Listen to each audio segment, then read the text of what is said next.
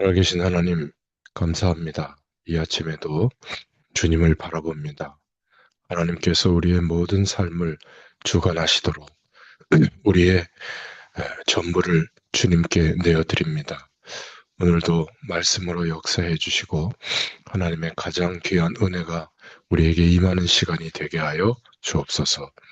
사사기의 말씀을 통하여 주님께서 말씀하시는 주의 음성이 들려지게 하시고 고난주간을 통하여 하나님께서 우리를 그리스도의 가장 중요한 축복 가운데 십자가에 함께 죽고 또 부활의 영에 함께 연합되어진 인생이 되도록 우리를 인도하신 그 축복을 기억하며 또 확신하는 가장 중요한 시간으로 하나님께서 역사하여 주시옵소서. 오늘도 주의 말씀이 우리 각자에게 임하는 시간이 되도록 축복하여 주옵소서. 예수님의 이름으로 기도드렸습니다. 아멘. 네, 하나님 말씀은 사사기 11장 1절부터 11절입니다. 사사기 11장 1절부터 11절입니다. 길르앗 사람 입다는 큰 용사였으니 기생이 길르앗에게서 낳은 아들이었고 길르앗의 아내도 그의 아들들을 낳았더라. 그 아내의 아들들이 자라매 입다를 쫓아내며 그에게 이르되 너는 다른 여인의 자식이니 우리 아버지의 집에서 기업을 잊지 못하리라 한지라. 이에 입다가 그의 형제들을 피하여 돕 땅에 거주하며 잡류가 그에게로 모여와서 그와 함께 출입하였더라. 얼마 후에 암몬 자손이 이스라엘을 치려하니라.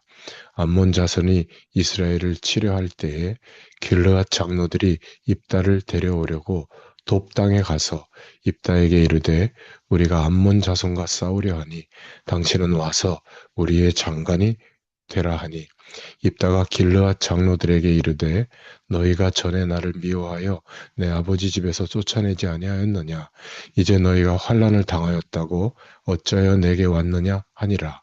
그러므로 길르앗 장로들이 입다에게 이르되 이제 우리가 당신을 찾아온 것은 우리와 함께 가서 암몬 자손과 싸우게 하려 함이니 그리하면 당신이 우리 길르앗 모든 주민의 머리가 되리라 하매 입다가 길르앗 장로들에게 이르되 너희가 나를 데리고 고향으로 돌아가서 암몬 자손과 싸우게 할 때에 만일 여호와께서 그들을 내게 넘겨주시면 내가 과연 너희의 머리가 되겠느냐 하니 길르앗 장로들이 입다에게 이르되 여호와는 우리 사이의 증인이시니 당신의 말대로 우리가 그렇게 행하리이다 하니라.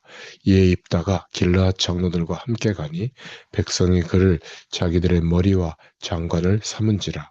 입다가 미스바에서 자기 말을 다 여호와 앞에 아뢰니라. 아멘. 네, 오늘 사사기 11장 1절부터 11절까지 말씀을 함께 봉독했습니다. 오늘 말씀의 제목은 사사 입다입니다. 오늘 본문은 입다가 사사로 세워지는 내용이 나오는데요. 사사는 하나님께서 세우시는 직분이죠.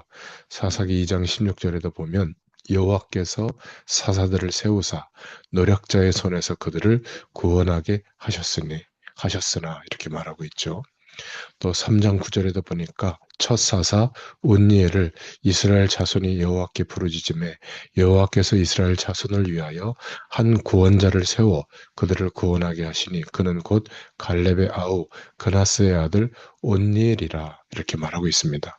그런데 이렇게 하나님이 세우시는 사사에 대해서 아비멜렉에 와서 그것이 깨졌죠. 그는 스스로 사사의 자리를 차지했습니다.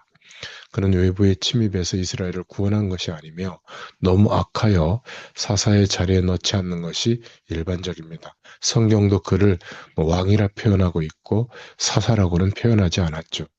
오늘 본문의 주인공인 입다는 어떨까요?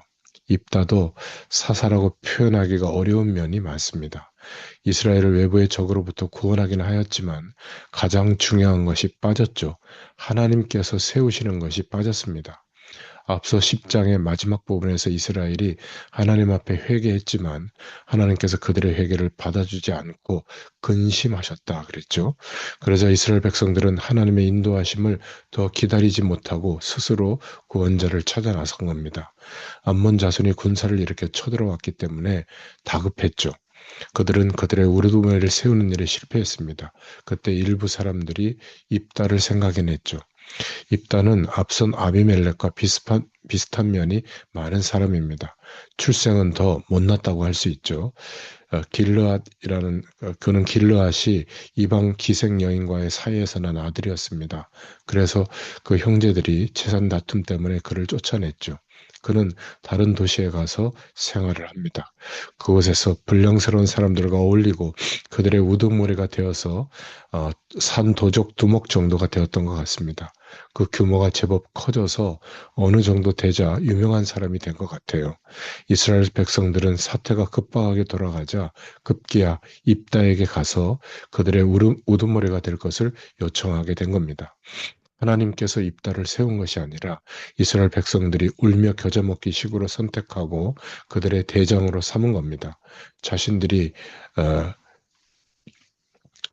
구원받기 위해서 그렇게 한 것이죠. 암몬 자손이 막 군사를 어, 조직해서 들어오니까 입다가 이스라엘의 우두머리가 된 것은 하나님께서 세우신 것이 아니라 이스라엘 백성이 세운 겁니다.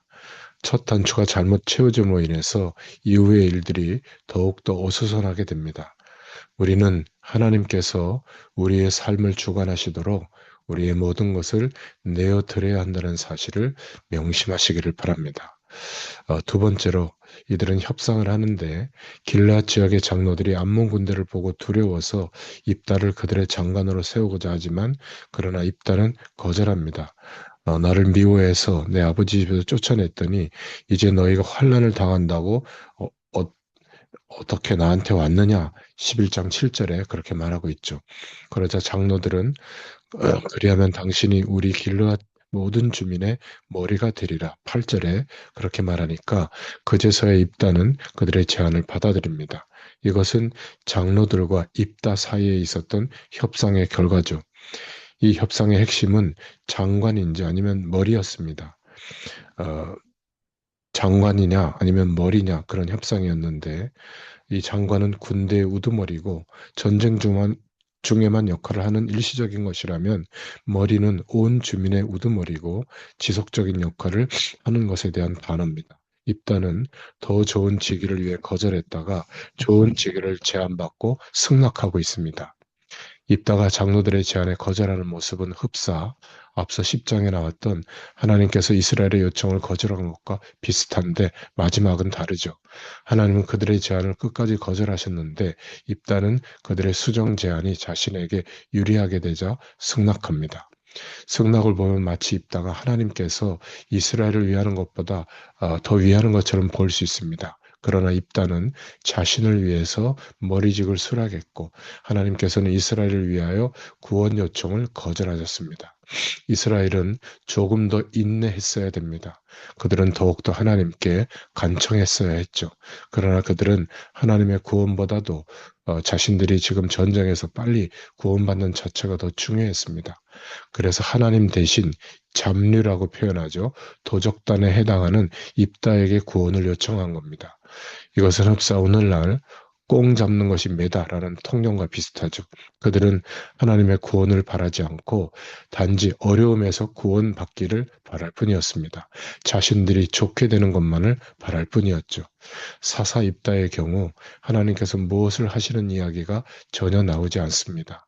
대신 입다를 비롯한 이스라엘 사람들이 하나님의 이름으로 서로 계약을 체결하고 하나님의 이름을 오용하는 것만 나오고 있죠. 그들은 그렇게 하나님을 향해서 일방통행이었습니다. 단지 자신들이 하고 싶은 대로만 하나님을 이용했죠. 하나님께서 그들에게 말씀하시는 것에 대해서는 귀를 닫고 하나님을 향하여 말만 했습니다. 그래서 사사 입다의 시대는 하나님을 향하여 귀는 닫고 입만 벌린 시대였습니다. 오늘 말씀을 통해서 하나님을 향하여 우리는 귀를 열고 있는가? 입다와 이스라엘의 장로들이 서로를 향해서는 매우 신중하게 협상을 하면서도 하나님을 향해서는 귀를 닫고 있는 모습을 보면서 안타까움을 느껴야 합니다. 그것은 오늘날 우리들의 모습이기도 합니다. 하나님이 세우신 사사가 아니라 사람들이 세운 사사 입다를 보았습니다. 이것은 불안한 시작을 알리고 있죠. 우리는 어떠합니까? 하나님이 이루어 가시는 일이 되도록 철저히 순종할 수 있기를 기도하시기 바랍니다. 불안과 욕심을 이루어가는 세상이 아니라 오직 하나님의 뜻으로 이루어가는 세상이 되어야 될 줄로 믿습니다. 하나님을 향해서 입만 열고 가는 신앙생활이 아니라 하나님을 향하여 마음과 귀를 열고 그 음성을 들으며 순종하는 신앙생활이 되어야 될 줄로 믿습니다. 네, 오늘 말씀을 기억하면서 함께 기도할 때 하나님의 큰 은혜가 임하기를 축원합니다. 하나님 감사합니다. 오늘도 주의 말씀을 통하여 우리의 마음과 중심이 어떠해야 하는지를 깨닫게 해주심을 감사합니다. 하나님을 향하여 귀를 열게 하시고 하나님의 음성을 들을 수 있는 영적인 축복에 대해서 민감해지도록 하나님께서 은혜를 더하여 주옵소서. 우리의 이익과 우리의 불편함과 문제를 해결하려고 하는 그러한 시선에서 하나님의 말씀이 지시하시고 가르치는 그 뜻을 따라 믿음으로 순종하며 나아갈 수 있도록 축복하여 주시옵소서. 오늘도 함께 하실 줄 믿사옵고 예수님의 이름으로 기도드렸습니다. 아멘. 계속 기도합니다.